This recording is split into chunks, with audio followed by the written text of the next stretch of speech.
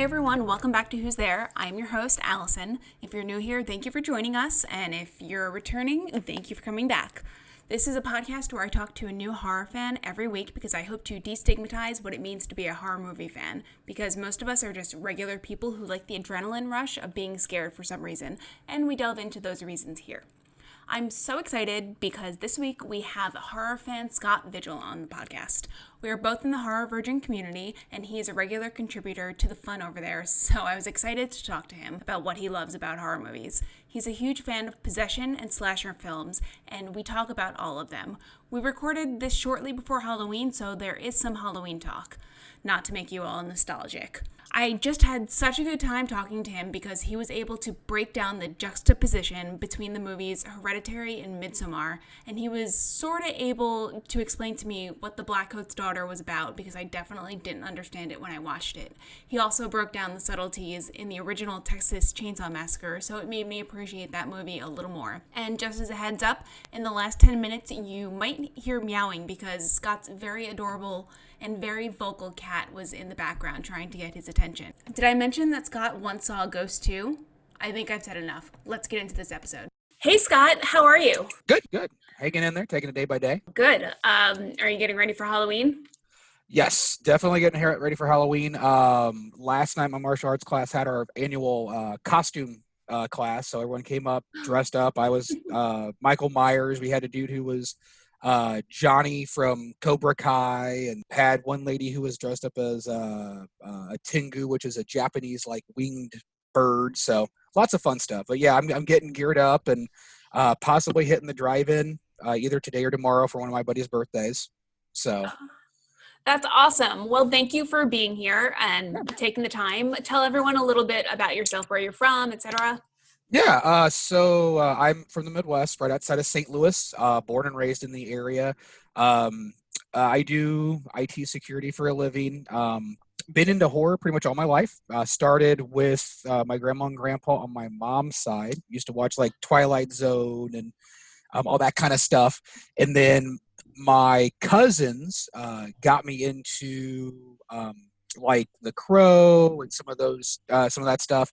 I remember being very, very young, and they had rented the original I Spit on Your Grave, and we got like 15 minutes into it, and they're like, no, this is way too much, even for them who were older than me at the time. And but I've always kind of been into it. Read Goosebumps and Fear Street as a kid. And then probably right around, when Scream came out in 96 or so, saw that in the theaters with a buddy, and everything kind of changed from there, and kind of went down the loophole of looking at all the slashers, all the classics, and, just kind of keeping up with it ever since. Awesome. So first things first, what's your favorite scary movie? That is a tie, actually. So hands down favorite, like fun, I always go back to, it will be the original 1978 Halloween. Love it. It kind of solidified the slasher genre, made those rules and everything. Obviously, we have Jamie Lee Curtis and her star turn right there. But the other one that, after going back and revisiting it as an older, as the ages go by, the original Texas Chainsaw Massacre. The subtleties in that movie just really make me go, oh, wow, there's a lot more to this than just, chainsaw-wielding crazy family of cannibals. So I kind of go back and forth between those two. Okay, cool. What are some of the subtleties that I missed when I watched the Texas Chainsaw Massacre? The big thing that I think is interesting is after filming that movie, Tobe Hooper and I think a decent portion of the cast ended up going vegetarian. A big part of that film was Tobe Hooper kind of taking a step back and saying, hey guys, like, because 1974 we had the Vietnam War, we had all that kind of stuff kind of going on and whatnot, and he was basically saying, hey, we're basically showing all this war atrocities and stuff on the nighttime news. And it was basically his thing of, hey, we are literally cattle's lined up for the slaughter. There's even, I think it's Pam at the beginning of the film, when they're in the van, she even talks about, like, she brings in astrology and different astrological aspects to it. And I can't remember the actual monologue she gives, but if you listen to what she says, it basically puts in place exactly what happens. So there's those little subtleties. Also, Toby Hooper looked at it as a very dark comedy. Granted, there's not much to be laughed at in that film, but like one of the things that always cracks me up is when they're dragging Sally through the door and she's kicking and screaming, and the cook stops and he goes, "Look what your brother did to the door." Like, you're a family of cannibals who's just slaughtered and murdered and, sliced and diced these teenagers, and you're worried about a broken door. So it's little things like that. I go back, and the cinematography on that thing is beautiful, beautiful, beautiful, beautiful. And I think for me too, it's the first horror movie that genuinely scared me. Like, it was the first horror movie that made me go, I'm losing sleep. I don't know if I want to watch this. So I think that also kind of plays into that. Oh, very cool. I think I had read before that the Texas Chainsaw Massacre was like a movie in favor of vegetarianism, which makes me like it more. I watched it sometime at the beginning of quarantine, and I didn't think it was scary at all. And I was like, please kill Sally so she will stop screaming. But when I think of it from that perspective, I'm on board with it because I'm a vegetarian. So Yeah. I'm like whatever gets people to eat less or no meat. Right. I'm a fan of. Yeah, absolutely.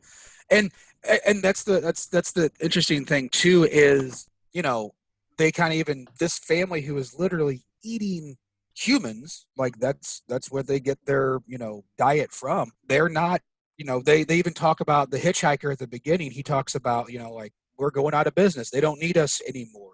They don't want to, use sledgehammers. They want to use these machines, which aren't nearly as humane. And when you juxtapose that with how they kill the kids, like, it's sledgehammers, it's these very like quick, deaths. And if you look back at that film, like you said, it's not scary by today's standards. It's kind of slow, and I can understand why some people would see it boring, but there's not much blood. There's hardly any blood in that.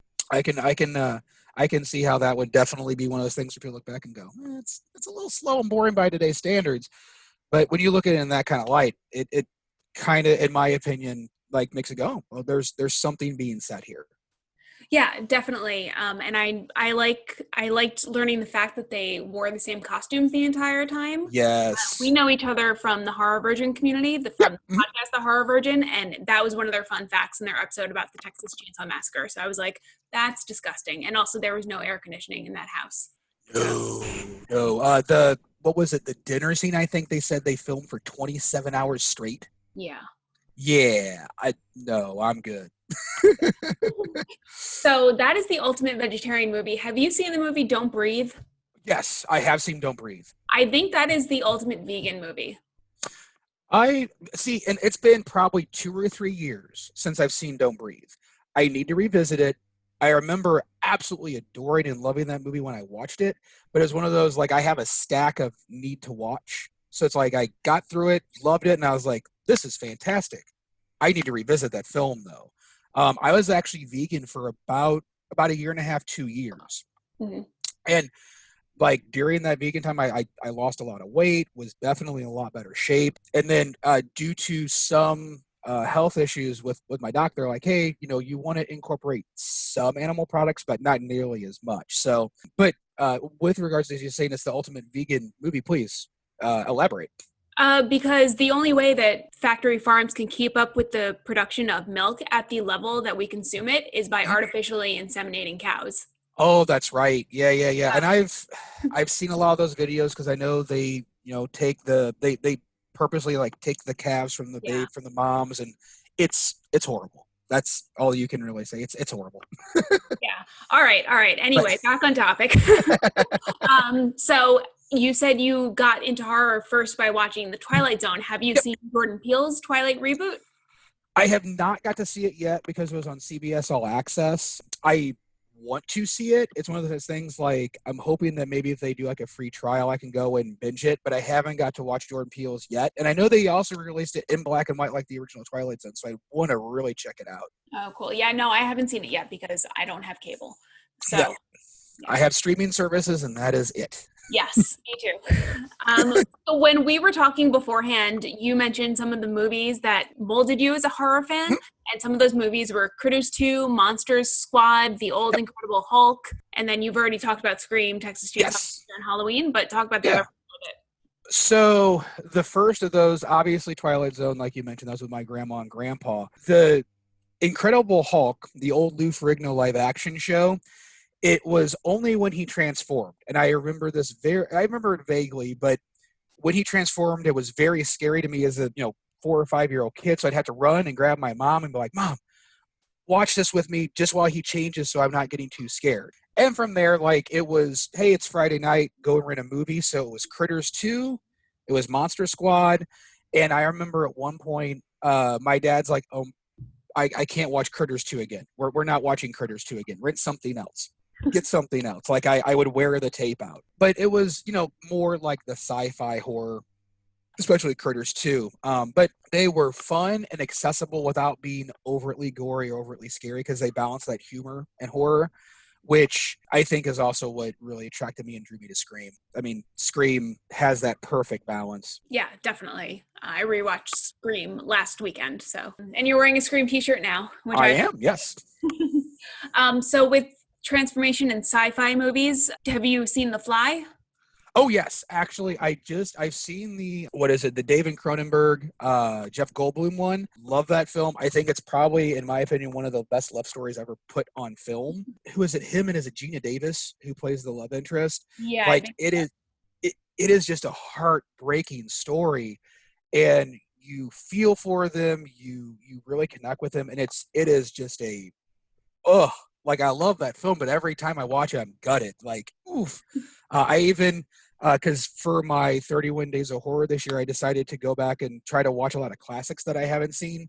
So I actually went back and watched the original The Fly with like Vincent Price. And it's fun. It's a nice little time capsule film. Doesn't have nearly that same like punch that the 1980s one does. But I mean, it's, Jeff Goldblum in his prime. And like I said, that love story is just fantastic. Jeff So, Goldblum is one of my favorites.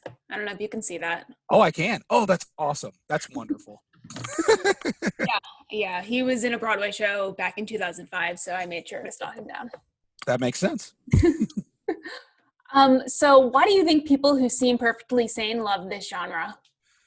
Well, speaking to myself, the reason that I find the people that I know and myself gravitate towards this is because it's a catharsis. It's a release. I think it was Wes Craven's that said horror movies don't create fear, they release it.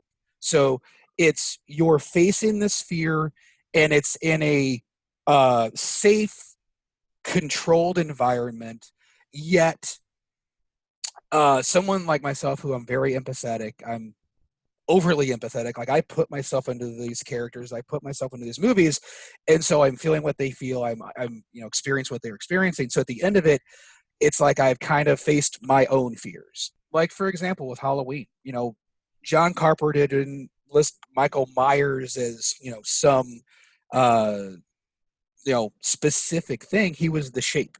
He is the shape of fear in the original Halloween. So they even call him the boogeyman. That's what Tommy Doyle calls him. Oh, it's the boogeyman, Laurie. It's the boogeyman. The boogeyman can be whatever you're afraid of. What is your fear? That is the boogeyman.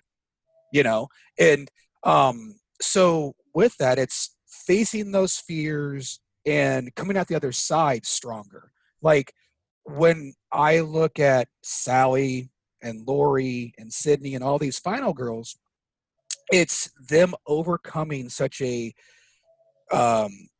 difficult, emotional, physical thing, and they come out stronger. They come out maybe not always for the better. Obviously, there's trauma. The later Scream sequels definitely deal with that, but it is something that, hey, if they can do it, I can do it. Like I don't have some mass killer chasing me around.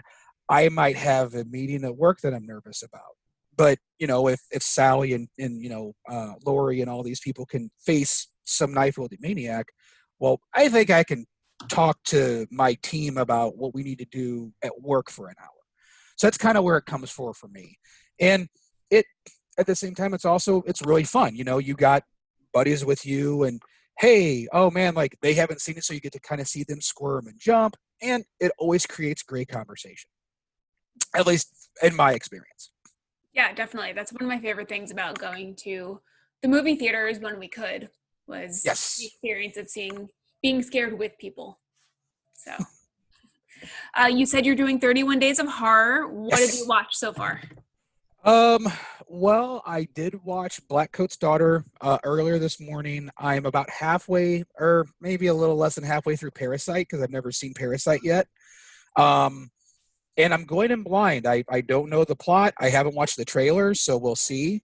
Other than that, I watched the original Omen. I watched the original Fly. Uh, Watched The Witchfighter General, which is an old Vincent Price film. A lot of classics this year. I'm trying to watch more classics that I haven't seen. Watched The Haunting, the original 1966, The Haunting. Um, 63, I think. do what? I think it's 63. Yeah, it's in the early 60s. Yeah, I think you are correct. And I did that because I still haven't seen Haunting of Hill House, and I wanted to see the original Haunting. And I'm now, because of one of your most recent episodes you posted about on the horror version, I'm trying to find the 1999 version. I It's think it's on on Prime. HBO. It's on HBO? Yeah. Sweet. I have HBO. I will consider that my homework. But I watched that. Let's see, what else have I watched? I've been making my way through the Purge series. Love Um, those. oh, I didn't know if I'd like the sequels. I love the first one, but I'm liking how they're expanding that universe. Yes, Like I love they it. I build it own and them build. all. I find I them all so interesting. I still need to watch. I've watched the first three. I need to watch. What is it? The first Purge. The first That's Purge. Did you yeah. watch That's the. Election Year? I did watch Election Year. I absolutely adored Election Year. Yeah. That was. I loved it. I loved it. I loved it. I loved it. Um, and let's see here. What else?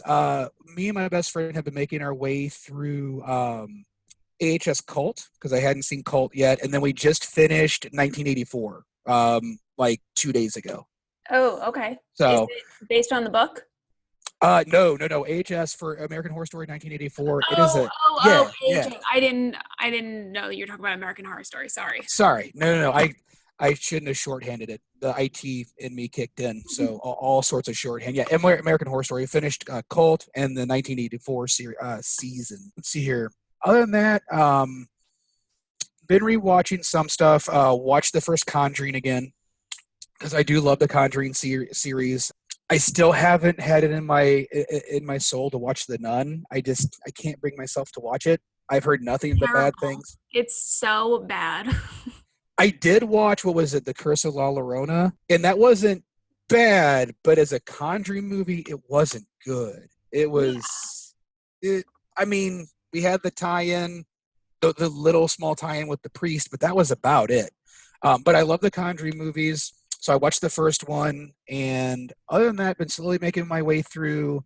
What else do I have? I'm looking at my movie stack right now, looking at what I've made my way through. I did watch the Creepshow animated special on Shudder. It's good. Two shorts, one by Stephen King, one by Joe Hill. So if you like Stephen King and Joe Hill, you're in good company. But yeah, a little smattering of everything. I still have my yearly rewatch of Halloween tomorrow night. And then tonight, since it's Devil's Night, I'm going to watch The Crow. Very cool. I've never seen The Crow, but people talk about it a lot. It is kind of like I was saying with The Fly, with like such a great love story. That is The Crow. It is a wonderful revenge love story that is heartbreaking, beautifully shot, beautifully executed. And if you're into comics or graphic novels at all, the original graphic novel that's based off is a beautiful, beautiful piece of art. It's wonderful. It's a great read. Okay, cool. Have you watched The Haunting of Bly Manor on HBO?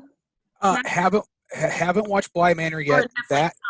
Sorry. No, you're good. You're good. Bly Manor, and Haunting of Hill House are both on my to watch list. I did watch The Turning, Not very. and it wasn't good. But I I haven't looked back at a lot of the other makes of whether The Turning or The Screw. Is that what it was based off of? Yeah. I haven't watched any of those, so I was like, before we knew about Bly Manor, I watched that, and I was like, that's No, rough. Bly Manor is way better. So Okay. That gives me, well, it's Mike Flanagan. That dude, in my opinion, can't do wrong. Dr. Sleep was wonderful. Hush was wonderful. Gerald's Game, as rough as that subject matter is, was beautifully, wonderfully executed. definitely. So I have all the faith and patience in Mr. Flanagan that he won't let me down. Have you discovered any new movies in your 31 Days of Horror this year that you want to let us know about? Yes. Oh yeah, absolutely.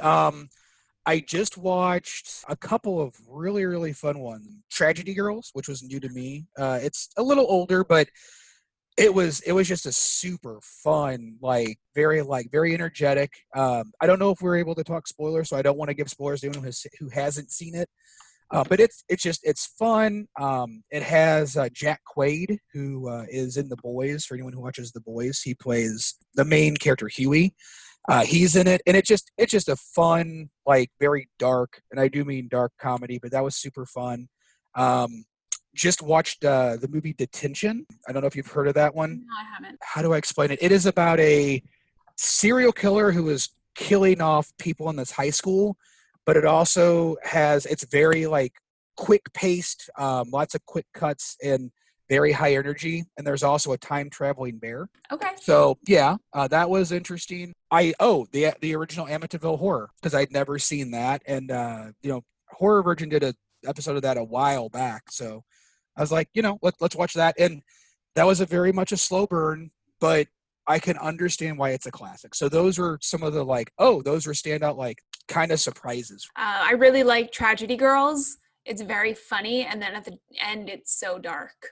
Oh boy, does it get dark! But Yeah, I'm here for it. Yes, definitely. It's not too gruesome, and I like the social media aspect of it. Mm-hmm. I want to say that they maybe tried making that movie in the early 2000s. I could be lying, but then Okay. they weren't able to because of all the school shootings, the Columbine and everything. Oh yeah. Oh So, yeah. I mean, school shootings aren't going on right now, but when school was in session. Oh yeah, and I think even from that aspect for that, I think that they handled it as tactfully as they could, given the subject matter they were going for. They didn't glorify it, even though the Tragedy Girls are trying to become famous and get people to follow their media. They did show them as sociopathic. They did show them as kind of cold and hey, they're cool and this is funny, but that they're not all right upstairs. There's something off. So I think they balanced that real well, which is one of the reasons I really, really like that movie. So besides Mike Flanagan, do you have any favorite horror directors? Yeah, absolutely. Huge fan. I've loved what I've seen of Jordan Peele. Obviously, you need to watch The Twilight Zone still, but both Us and Get Out were favorites. I love me some Ari Aster. I know he's kind of divisive, in the horror community, but loved Hereditary. Unlike what Todd would say, it was maybe a 6 or 7 on the scary scale for me. I wanted more, but it's a phenomenal movie. And I saw Midsommar 3 times in the theater, so I saw the original one twice, and then I saw the director's cut once. Are you okay? Yeah, no, I'm good. Yeah, that was that that movie. That movie was very, very just beautifully shot, and I had to go back and go, wait, what did I miss? I want to look for all these little subtle things. So, what did you discover when you watched Midsommar multiple times? So what I noticed, especially comparing it to Hereditary, is they're bookends. With Midsommar, it is to me coming out of a toxic relationship and not necessarily getting into a good relationship, because it's all about relationships. At the beginning of that movie, excuse me, Danny is alone. She's grieving. She's trying to reach out to Christian, who should be there for her, but isn't. And not only is he not there for her, he doesn't want to be there for her. And so she's kind of alone. And what I've noticed upon rewatches is she takes what she didn't get from Christian, and it's almost like she projects it onto the group in Sweden. And she's almost kind of led down that road. She's almost kind of guided down it. The one friend who's from that group even says, do you love Christian? Do you feel held by him? And so you have that opening scene right before it pans out of the window and we see the name and she's sitting there just crying, like just in a ball, fetal position, crying. And Christian is so disconnected. He's just kind of like patting her on the back. She has no one really there for her. And you juxtapose that with that cathartic ending when all the women are around her and she's caught Christian cheating on her with the girl, and she is just like just letting it all out, and all these people are screaming with her and crying with her, and it's that cathartic feeling of, hey, you're not alone, your feelings are valid. um However, the thing is with that group, like, what is it, once they hit 72, they have their ritual. So is she really trading one thing, which was toxic? Her and Christian's relationship was toxic, but is she actually traded it for something better? And that's kind of what I picked up on, and especially juxtaposing that with Hereditary. And Hereditary, it's a family who loses a family member, but in Midsommar, it's Danny who literally loses her family. She is a single person losing a family, versus Hereditary, where it's a family losing a single person with regards to Charlie and Hereditary. So that's kind of what I picked up on. And like the fact that, who was it? They kind of set it up where a lot of these characters, like, it's kind of, once they get there, it is pretty much guaranteed off the bat that Danny is going to be May Queen, that she's going to be that survivor. And that ending shot with her smiling, and like you see the flames kind of playing off her face, like, she is happy, but at what cost? So that's kind of the things I kind of, I guess, picked up on. Sorry for the long rant there. Oh no, please. That's why I love talking to horror fans, because I feel like I'm such a surface level horror viewer that I don't pick up on these things, and I never would have thought about the comparison between one person losing their family and a family losing one person. So that was really interesting. Yeah. I haven't seen Midsommar since I saw it in theaters, however Yeah. many years ago, so I think I should rewatch it. I don't want to say 2020 has been going on for 4 years, but that was just last year. That was 2019. Fuck. I know. As far as your classic directors, I love Craven, not just his Nightmare on Elm Street stuff, like Serpent in the Rainbow, People Under the Stairs. I'm a big Carpenter fan. The Thing is a favorite, as is Christine, being a Stephen King fan. Who else? I like Hitchcock, a lot of the classic Hitchcock films. Trying to think of who else I could probably throw in there, because I know I'm forgetting one, and I can't remember. Oh, David Lynch. I know Lynch might not be considered horror by many, but his stuff is always so just like slightly off center that it does leave me kind of going, like Lost Highway is still one of just the creepiest, off-putting feelings of film that I've seen. So We'll have to check it out. I'm not familiar with a lot of David Lynch. Did he do Twin Peaks? he did, yes, he absolutely did Twin Peaks. And again, Twin Peaks is not for everybody. Like, I love that show. Me and my buddy will sit there and talk, theories about what that show is to this day, and both of us have watched it up teen times. And the best thing is there's no wrong answer. Like, what do you want that show to be? Lynch is not for everybody. I would say it really depends on what you want. My favorite Lynch film, hands down, would be Mulholland Drive. Hands down, no contest. I don't know if that's the easiest movie of his for someone to watch. I probably would recommend Blue Velvet, which has Dennis Hopper and Kyle MacLachlan and Laura Dern. And that, I think, is a little more straightforward of a plot. But yeah, Lynch has always made me kind of stop and just think. And since he doesn't give you the answers, it's the perfect, like we were talking before. You finish it, you talk about it with your buddy, you kind of go, oh, well, I didn't pick up on this little subtlety. What does this mean to you? And how did you see this kind of going? So that's why he's really, really fun. All right, cool. I'll have to check out some of his stuff. I think I tried watching an episode of Twin Peaks and I found it a little slow, but maybe I wasn't in the right headspace for it. Twin Peaks can be slow, and it is uneven, primarily because it's a TV show. So different directors, different writers. So before we started recording, you said you saw a ghost one. You definitely need to tell me that story. Sure. Oh, absolutely. So I want to say I was probably 5 or 6. And my mom, my younger sister, and I were staying over at my aunt's house. And so she had one of those old fold-out couches.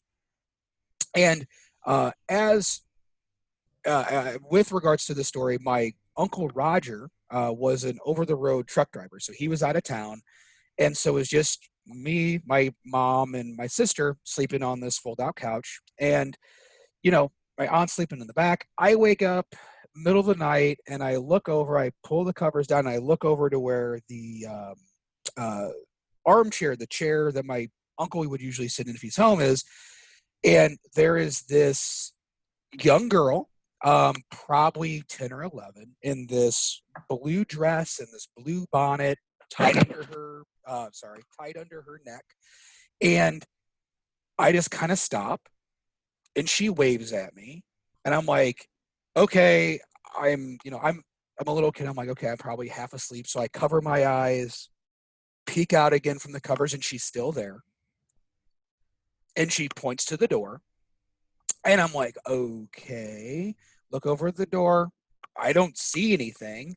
And I just kind of roll over, close my eyes, and like try to fall asleep. Can't. Peek again for a third time. She's still in that chair. So finally, I'm just like, okay, I'm just not going to look again. I'm not going to open my eyes. I'm just going to eventually fall asleep. So fall asleep, tell my mom about it later that morning when everyone's woke up, and she kind of dismisses it.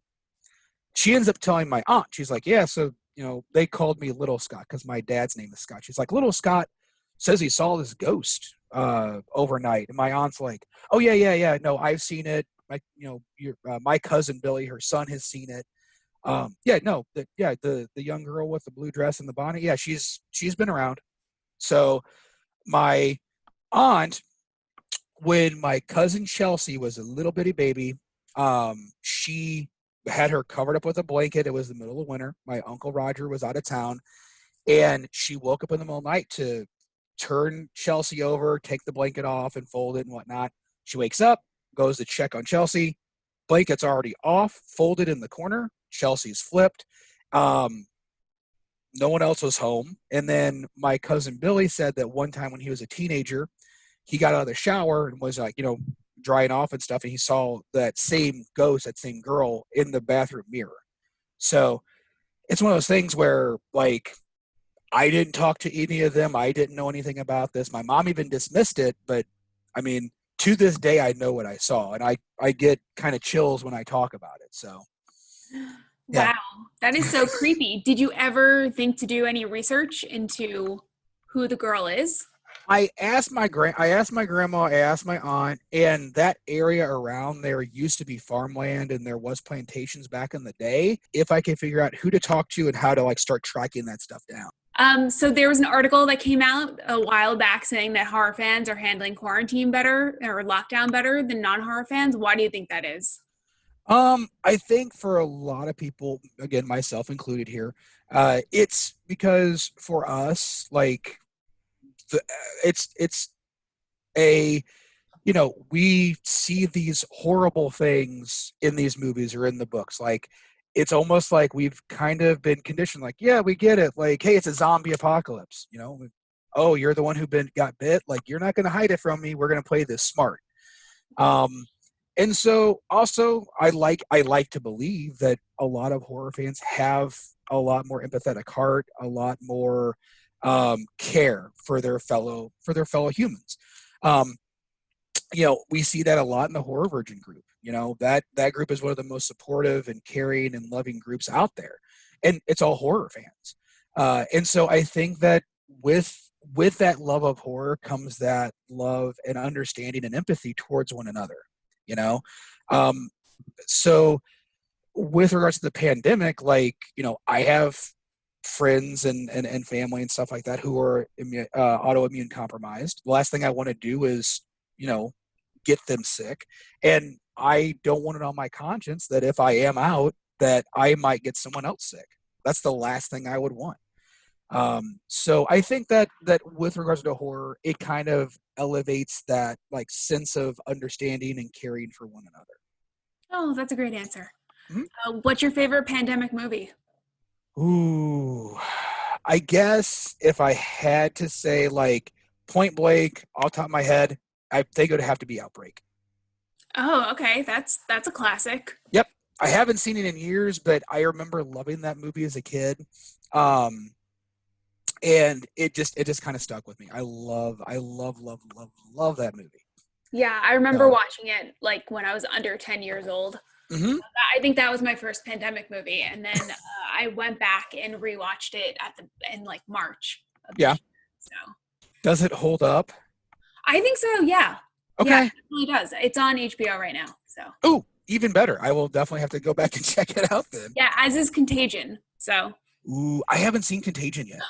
oh, okay. Immediately after, stop watching whatever Parasite. Parasite. Parasite's great. It's great, but go watch Contagion. Okay, I can do that. So how do you decide what to watch when you're looking for something to watch? It depends on what mood I'm in. Um, if it's just a hey, I want something on in the background, I'll put something on that I've already seen 1,000 times. Um, but if it's something I haven't seen, because I am very like I like to understand the movie. I like to sit there and say I've seen it. I will make sure that hey, I have my time blocked out, and I'm going to watch this film. And like for an example with the Blackcoat's daughter, I finished it, went back, was reading the synopsis, was like reading some articles on what it was about because when I sit down and choose to watch a movie, it's I'm trying to gain something from watching it. Even when I rewatch Halloween each year, it's okay. Well, here's some of the themes I picked up on. Can I reinforce those themes, or does what I originally saw not really hold much water anymore? But other times it's just, hey, I remember this was a fun movie. Let's put it in and enjoy. Like that was me with Tragedy Girls. I kind of went in going, I heard great things. It looks pretty slick. Let's see. And the hour and a half went by like that. So um, that's kind of what it comes down to. Like right now, literally right now, if I'm choosing a movie, I have made it my own mission that it has to be something I haven't seen. Because I have one, two, three, I think four stacks over there of unwatched movies right now. So pandemic plus it being October and Halloween, let's watch stuff we haven't watched. Yeah, that's a good idea. I have a spreadsheet. What did you think of the Blackcoat's daughter? Loved it. Absolutely loved it. Another one I went into blind. I had heard nothing but great things about it and kept putting it off and putting it off and putting it off. And I loved it. I thought that, especially their use of sound, the sound design and the score of that film and the atmosphere it created was phenomenal. Loved it.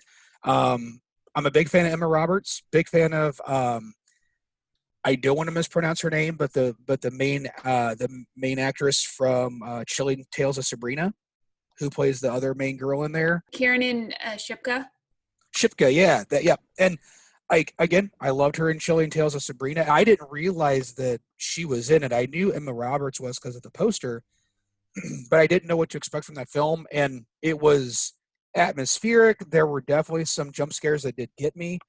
It helped that I was watching it at 4 a.m. in my basement in the dark. But setting does come into play with horror movies. So, but I absolutely loved it. I thought it was great, and it was a slow burn for sure. But I don't mind slow burns, and not at all. I can take slow burns all day. I love The Witch, which is also another super slow burn. So I found it to be a little too slow for me. I don't know if I really got the point of it. What did you find while you were reading about it? the main thing is it's talking. Well, the big thing is and this will I guess I will say spoilers just in case anyone wants to say. And the big thing is the whole demonic possession aspect. That the main girl, she is possessed by whatever this weird demon is, and you see it every once in a while in the background.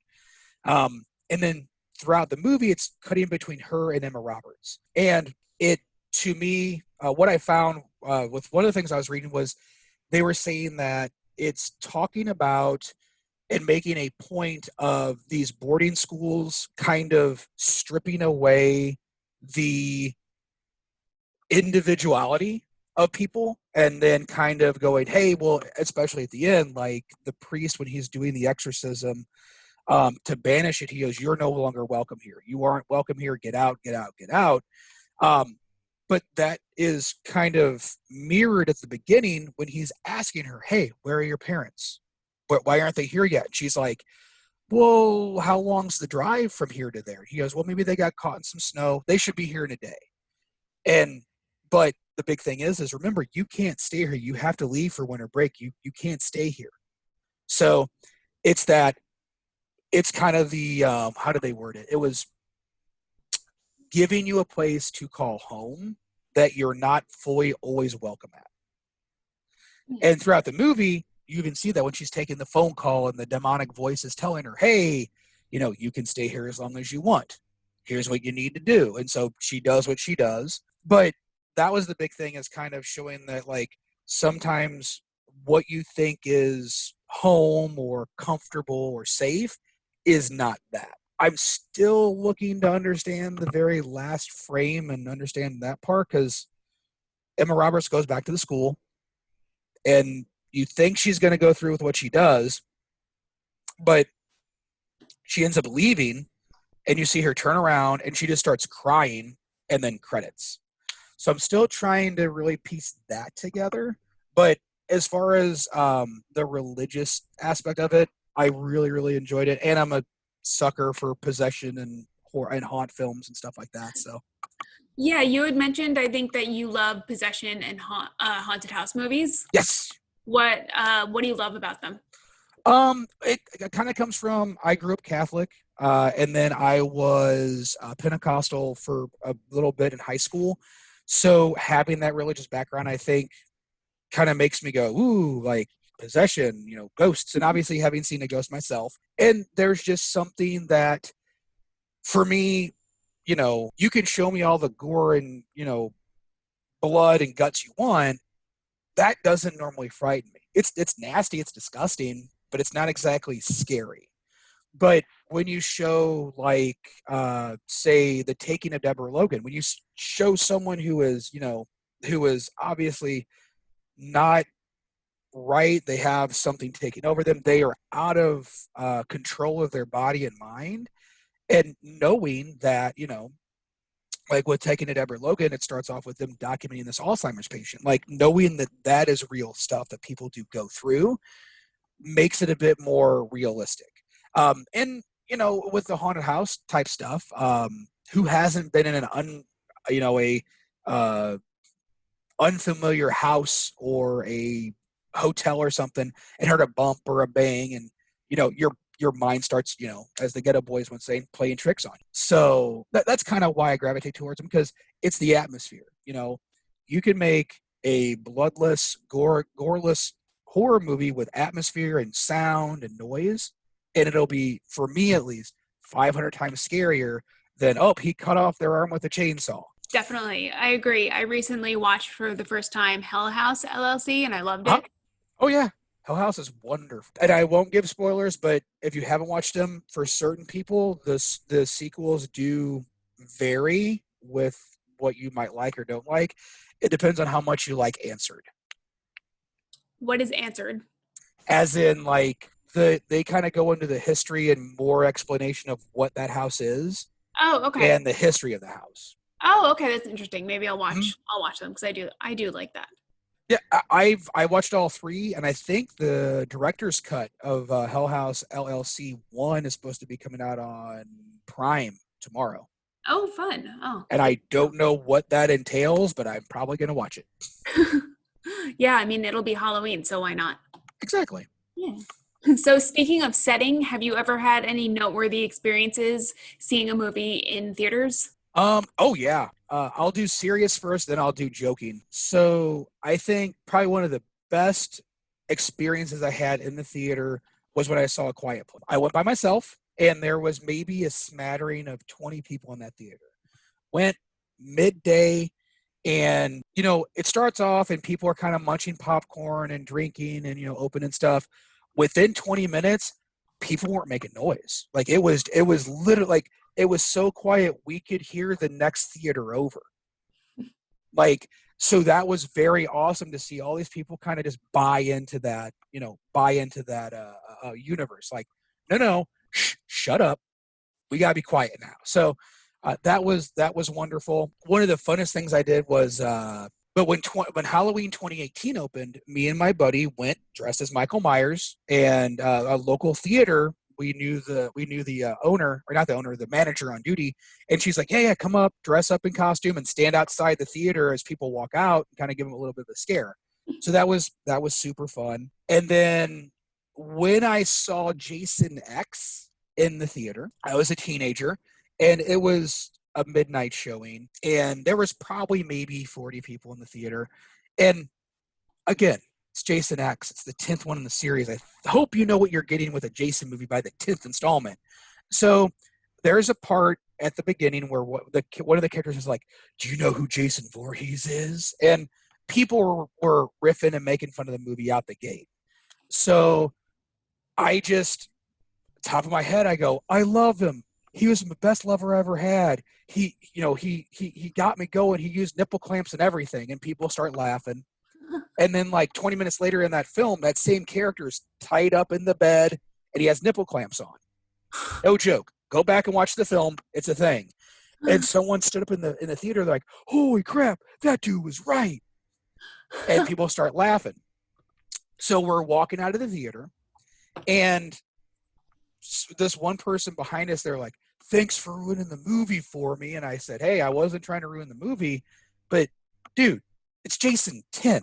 Like, what were you expecting? Okay. The only thing that ever topped that was when and this isn't horror related. Well, I guess given that it's based on real life, it's horror related. When I walked out of seeing Titanic, me and my friend Zach, just as a joke, I'm walking out and I go, man, can't believe the boat crashed. And there was this group of young people waiting to get in, and one of them turns to us and just starts bawling and goes, thanks for ruining it for me. I'm going, oh my God. And I know what you're going to say. A lot of people go, yeah, but no one's that stupid. Keep in mind, when they did the re-release for like the 20th anniversary or whatever, people were tweeting, oh my gosh, could you imagine if this had really happened? I didn't know that happened. Oh. Yeah. Oh yeah. Yeah. Oh, I'm sad for the future. But but I mean, those are some of the ones that really stuck out to me. I don't remember the actual scene of the movie, but when I was young, I remember my dad picked me up to go take me to see Ghostbusters 2 as a random special thing when I was young, and that always kind of stuck with me. So yeah, I had another friend over, friend on recently who also got yelled at for laughing too much and making fun of Jason X too much. I think it was Jason X. So yeah, it's it wouldn't surprise me. People need to like calm down a little bit. Breathe. It's gonna be okay. It's a movie. Okay, yeah. It's a movie. So what's the movie theater situation like right now in Missouri? AMC has started opening back up. We have another one out here, Marcus Theaters. They started opening up, both in limited capacity. I haven't braved it to see what they mean by limited capacity, just because the issue that we're having is St. Charles, the actual county where I'm at, they have pretty much said, hey, wear a mask if you want to. We're not going to make you wear a mask, but hey, if you want to, cool. And a lot of the restaurants are moving away from social distancing even. So it's one of those things like, I really, really want to get back into the theater. I'm not willing to take that risk. So there is a drive-in, the Skyview drive-in, like about 40 minutes away over in Illinois. And I mean, you're obviously going to be social distance if you're in a drive-in, and it's, you're in your car, and they, with it being Halloween, they're doing, spooky movies. So they have two theaters or two screens, one for the kids, one for the adults.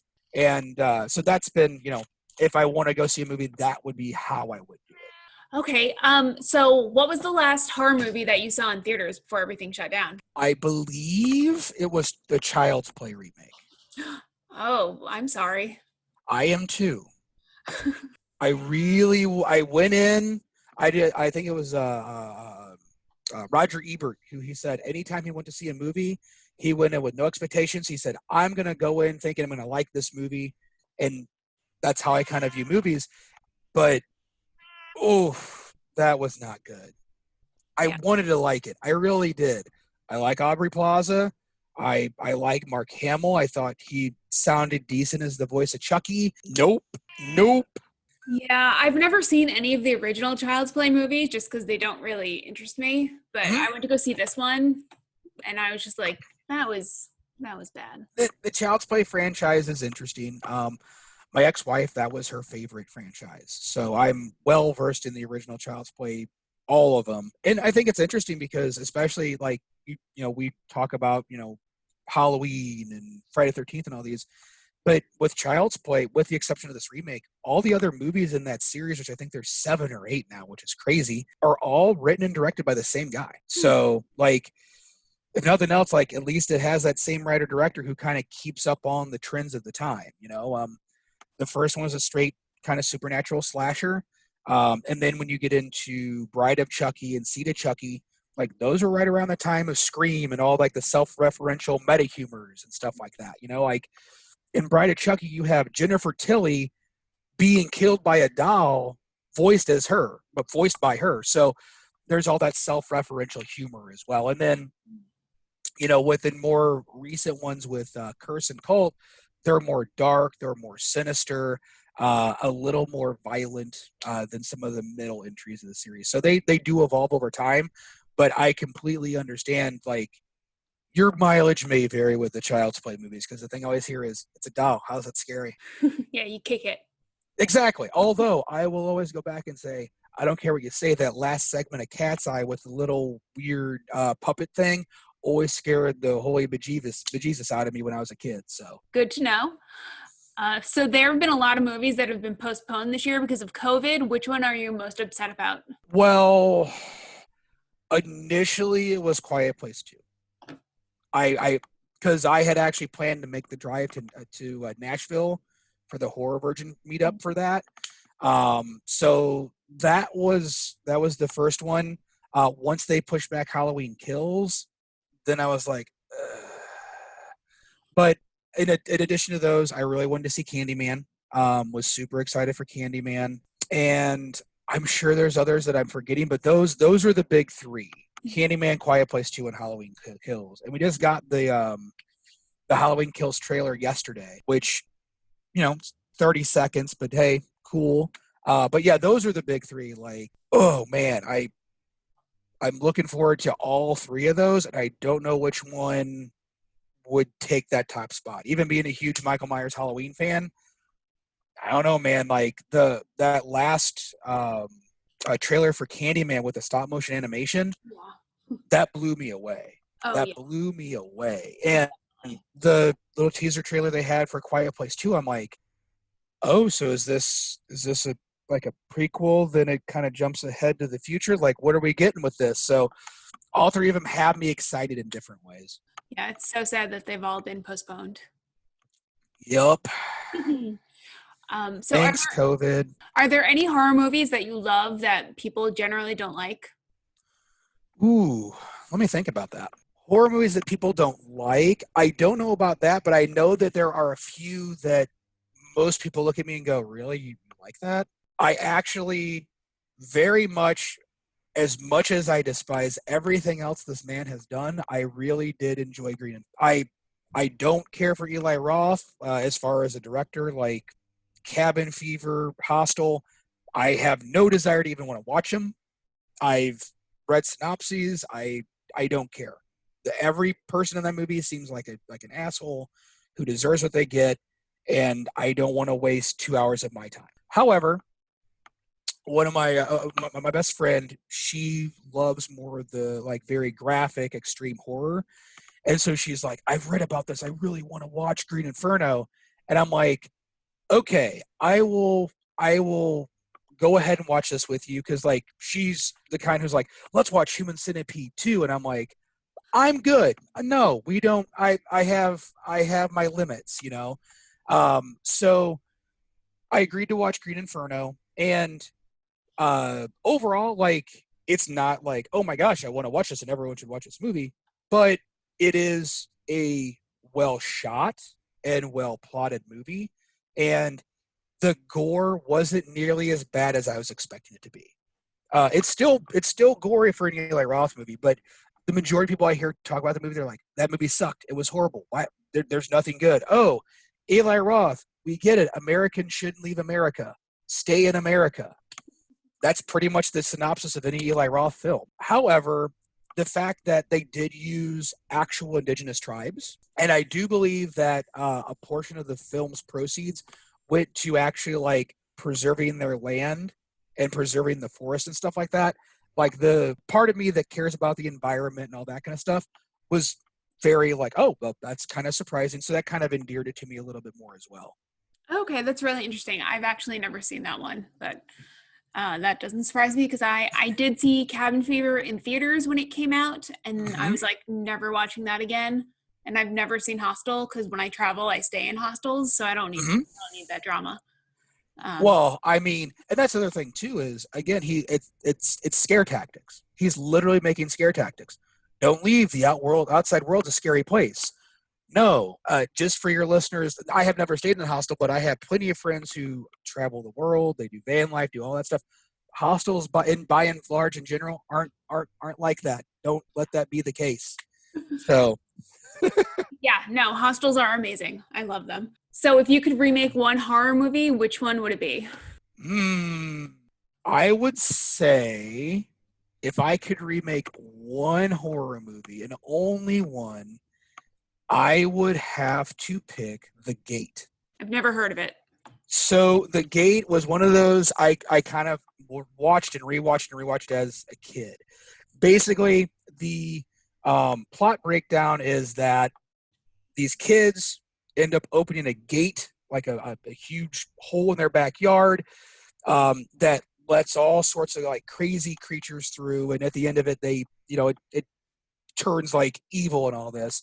But the main reason I would want to remake it is at the time in the mid 80s when it came out, it was very like a lot of the end parts were like stop motion animation, and they were choppy even for that time period. So going back and remaking that with like actual good practical effects, practical, not CGI, practical effects, and just kind of giving it a nice like update, I think would be fun, because that was just a fun movie.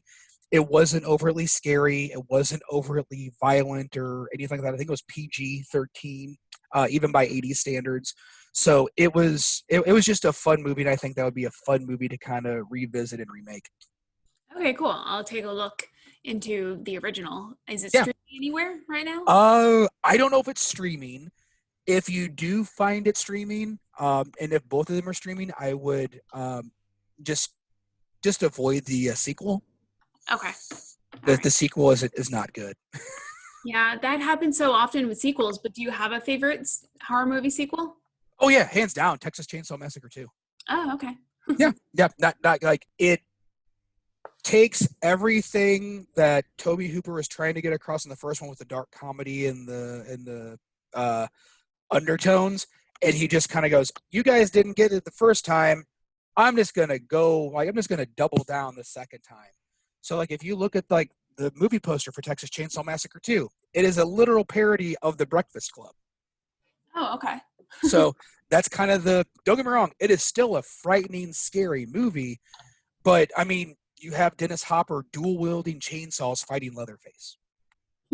So it's interesting. And then again, it's one of those, it's just a fun movie. Like it knows what it is. It's not taking itself too seriously, and it's just fun. So awesome. All right. Well, my last question is, if you had to spend quarantine with one horror villain, who would it be?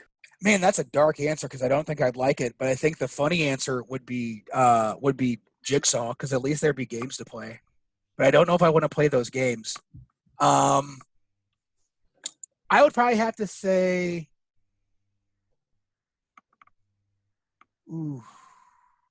I mean, I'm just gonna say Michael Myers. I mean, he's quiet. He's he's not overtly violent, so I mean his messes aren't gonna be too much, and he kind of sticks to himself. Okay. So yeah. As long as you wouldn't want to talk to anyone, that's a good answer. Well, thank you so much for being here, Scott. This was really fun. Yeah, thank you for the time and the opportunity. Yeah, I'll see you around the horror virgin community. Absolutely. That's it for this week's episode of Who's There. I hope you enjoyed my conversation with Scott, and thanks again to Scott for taking the time to chat with me today. If anyone knows how to go about helping Scott look up the history of old haunted homes so we can find out who the girl in the blue dress is at his aunt's house, email us for sure, or reach out to him. You can find a link to his Instagram in the show notes, and he told me just before this episode went up that he is raising money on Indiegogo to fund his first feature film called Christmas Chaos, so the link to donate to that will also be in the show notes. As always, we'd really appreciate it if you could take a second to rate and review us on Apple Podcasts and subscribe to our feed wherever you listen to us. Thank you again to everyone who's already left us a review. We really appreciate it as it really helps people find us. You can follow us on Twitter at Who's There Pod or on Instagram at Who's There Podcast. And if you have any questions, comments, concerns, horror movie recommendations, or you'd like to be a guest, shoot us an email at thewho'stherepod@gmail.com. Until next time, stay scary and wear a mask.